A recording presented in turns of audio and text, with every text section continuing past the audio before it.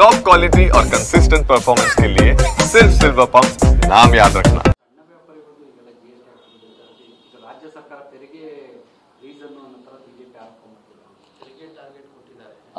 ತೆರಿಗೆ ಟಾರ್ಗೆಟ್ ಕೊಟ್ಟಿದ್ದಾರೆ commercial tax ಅವರಿಗೆ. ಹೀಗಾಗಿ ಬೇಕರಿ ಅವರು, ಕಾಂಡಿಮೆಂಟ್ಸು, ಟೀ ಶಾಪು, ತರಕಾರಿಯವರು ನೋಡಿ ಅದ್ರ ಬಗ್ಗೆ ಈಗಾಗಲೇ ಎರಡು ವಿಚಾರಗಳಿದ್ದಾವೆ. ಒಂದು GST ಮತ್ತು ಇನ್ನೊಂದು ಸೇಲ್ಸ್ ಟ್ಯಾಕ್ಸು.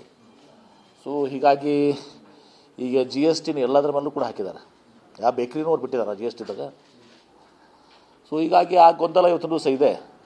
ಆ ಗೊಂದಲವನ್ನು ಸರಿಪಡಿಸ್ತಾರೆ. ಇವತ್ತು ಬೇಕ್ರಿ ಮೇಲೆ ಇದ್ರ ಮೇಲೆ ಎಲ್ಲನೂ ಕೂಡ GST ಹಾಕಿದ್ದಾರೆ. ಯಾರು ಬಿಟ್ಟಿದ್ದಾರಾ? ಇದ್ರ ಮ್ಯಾಗೆ ಬಿಟ್ಟಿದ್ದಾರೆ, ಚುರುಮುರು ಮ್ಯಾಗೂ ಬಿಟ್ಟಿಲ್ಲ. ಏನೇನು ಪ್ಯಾಕ್ ಆಗ್ತದೆ ಅದ್ರ ಮೇಲೆಲ್ಲ ಬರ್ತದೆ. ಹಾಲು ಪ್ಯಾಕ್ ಮಾಡ್ತಾರೆ ಅದ್ರ ಮೇಲೂ ಬರ್ತದೆ. ಪಾಕೆಟ್ನಲ್ಲಿ ಹಾಕಿದ್ದು ಎಲ್ಲವನ್ನೂ ಕೂಡ GST ಬಂದುಬಿಡ್ತದೆ, ಸೀಲ್ಡು. ನನಗೆ ಗೊತ್ತಾ ಮುಖ್ಯ ಅದೇನು ವಿಚಾರ ನಡೀತಾ ಇದೆ ನನಗೆ 2-3 ದಿವಸ ನಾನು ಎಲ್ಲ ವಿಚಾರ ತಿಳ್ಕೊಂಡು ನಾನು ಹೇಳ್ತೀನಿ ನಿಮಗೆ.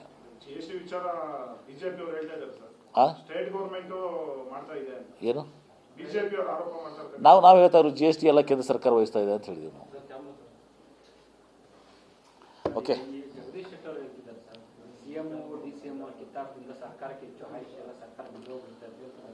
ಜಗದೀಶ್ ಶೆಟ್ಟರ್ ಅವರು ಪಕ್ಷ ಬಿಟ್ಟು ಜಿಗದ್ ನಮ್ಮ ಕಾಂಗ್ರೆಸ್ ಬಂದಿದ್ದಾರಲ್ಲ, ಅವಾಗ ಯಾತಕ್ಕಾಗಿ ಬಂದಿದ್ರು ಅವರು? ಜಗದೀಶ್ ಶೆಟ್ಟರ್ ಅವರು BJP ಬಿಟ್ಟು ಕಾಂಗ್ರೆಸ್ ಬಂದು ಚುನಾವಣೆ ಸ್ಪರ್ಧಿಸಿ ಸೋತು ಆಮೇಲೆ MLC ಆಗಿ ಮುಂದೆ ವಾಪಸ್ BJPಗೆ ಹೋದ್ರಲ್ಲ, ಅವಾಗ ಯಾತಕ್ಕೆ ಬಂದಿದ್ರು ಅವರು? ಅವಾಗ ಯಾತಕ್ಕಾಗಿ ಬಂದಿದ್ರು? ಕರ್ಕೊಂಡು ಬಂದಿದ್ರು. ಒಬ್ಬ ಮಾಜಿ ಮುಖ್ಯಮಂತ್ರಿಗಳು ಬಂದಿದ್ದಾರೆ. ಅವ್ರು ಚುನಾವಣೆ ಟಿಕೆಟು ಕೊಟ್ಟಿವಿ. ಚುನಾವಣೆ ಸೋತ ಮೇಲೂ ಕೂಡ ಅವ್ರನ್ನ ಭಾಳ ಸಲ ನಮ್ಮಲ್ಲಿ ಮಾಡಲ್ಲ. ಸೋತವ್ರಿಗೆ ಅಷ್ಟು ಸರಳವಾಗಿ ಇವತ್ತು ಸಹ ಮತ್ತೆ ಅಧಿಕಾರ ಕೊಡಲ್ಲ. ಅವ್ರನ್ನ MLC ಕೂಡ ಮಾಡಿದ್ದೀವಿ. ಅದಾಗಿ ಮತ್ತೆ ಅವರು ವಾಪಸ್ ಹೋದರು.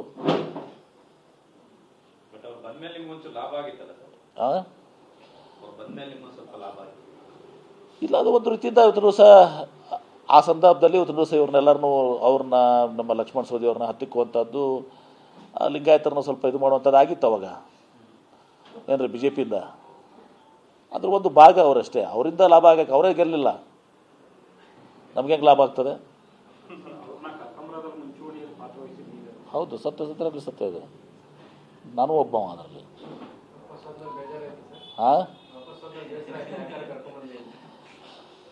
ಅವ್ರಿಗೆ ಲಾಭ ಆಯಿತು. ಇಲ್ಲಿ ಬಿದ್ದು ಸ್ವಲ್ಪ ಅಲ್ಲಿ ಡಿಮ್ಯಾಂಡ್ ಕ್ರಿಯೇಟ್ ಆಯ್ತಲ್ಲಿ.